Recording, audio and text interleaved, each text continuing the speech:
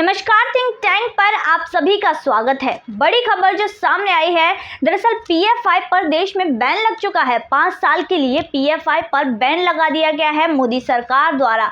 अब वही बैन लगते ही जो विरोधी दल है यानी कि विपक्षी टीम है, राजनीति भी इनकी यहाँ पर शुरू हो गई है, जिसके बाद विपक्षी लगातार कह रहे हैं कि PF5 पर बैन क्यों लगाया है, RSS पर क्यों नहीं लगाया, RSS पर भी बैन लगना चाहिए। इस तरह की राजनीति यहाँ पर शुरू हो गई है, चाहे वो कांग्रेस हो या फिर लालू प्रसाद यादव हो, अखिलेश यादव हो, चाहे कोई भी हो, सभी अपनी अपनी राय इसमें दे रहे हैं, जबकि इन्हें ये नहीं पता कि PF5 है क्या। इन्होंने सरकार का निर्णय तो देख लिया कि PF5 बैन लग चुका है, पर इन्होंने ये चीजें नहीं देखी कि सरकार ने PF5 पर बैन लगाया क्यों है।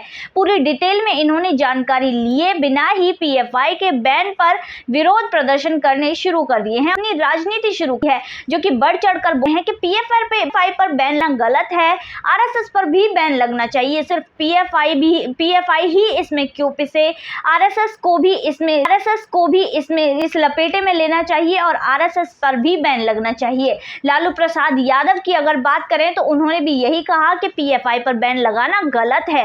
वहीं दूसरी तरफ लालू जी से एक सवाल कि लालू जी, आप पहले अपनी सजा देखिए, आप खुद घोटालों में फंसे हुए हैं और आए हैं राजनीति करने और लोगों को सलाह देने कि PF5 पर बैन लगना चाहिए या नहीं लगना चाहिए। वहीं दूसरी तरफ एक और व्यक्ति अखिलेश यादव, जो कि खुद ऐसे नेता हैं जो अपना प्रदेश संभाल नहीं पाए, सिर्फ और सिर्फ मुस्लिम वोट बैंकों के लिए ये सब इतना विरोध कर रहे हैं और राजनीति कर रहे हैं और कह रहे हैं अखिलेश यादव भी इस लिस्ट में शामिल है। अखिलेश यादव ने भी यही कहा है कि PF5 पर बैन लगाना गलत है। वहीं नीतीश कुमार को भी ये बता दें कि उनके बिहार में रहते हुए उनकी ही नाक के नीचे PF5 ने जो है 15,000 आतंकी बना दिए, खड़े कर दिए, लोगों को आतंकवादी बना दिया। वहीं दूसरी तरफ अगर इनका इतिहास देखा जाए तो जो टेररिस्ट ऑर्गेनाइजेशन PF5 है, उसी तरह 2001 में CV को भी बैन किया गया और जो सरकार अभी तक कायम किए हुए है,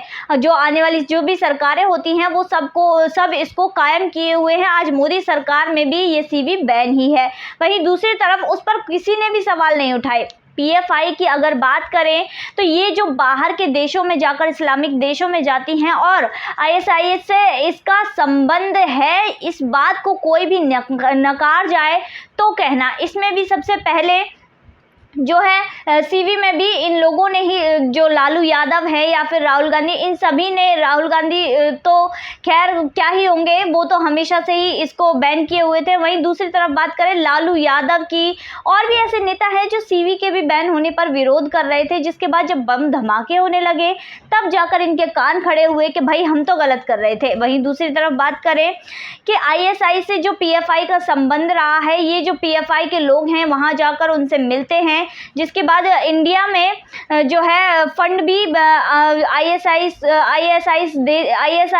देती है PF5 को देश में अराजकता फैलाने के लिए। वहीं दूसरी तरफ इंडिया के करीब 45 से 55 लोगों को ISI में भर्ती भी किया गया है PF5 के द्वारा वहां पर ले जाकर। इसके अलावा जो CA का आंदोलन हुआ, अब इसमें यहाँ पर 150 करोड़ रुपए खर्च किए गए। 150 करोड़ रुपए खर्च जो किए गए वो कहाँ से आए, PF5 के पास ये सारी चीज़ें हैं। यहाँ पर बहुत ही ऑर्गेनाइज तरीके से इस तरह का काम किया गया, जो आंदोलन को भड़काया गया, अराजकता फैलाने का काम किया गया, देश में दंगे भड़काए गए, वो इसी के द्वारा भड़काए गए और यहाँ पर 150 करोड़ रुपए खर्च भी किए गए। वही सवाल ये है कि SDPI पर बैन क्यों नहीं लगा, तो आपको बता दें कि वो एक पॉलिटिकल पार्टी है जिस पर बैन उस पर भी लग जाएगा। पर दूसरी तरफ अगर बात करें कि ये सारी चीज़ें जो हुई हैं ये क्यों हुई हैं, ये हुई हैं अब जिस तरह, एक और सवाल जैसे कि CV जिस पर बैन लगाया गया, जिसके बाद वो PF5 बन गया, क्या PF5 पर बैन लगाना परमानेंट सोल्यूशन है, क्या वो किसी और पार्टी में तब्दील नहीं हो जाएगी? तो आपको बता दें कि PF5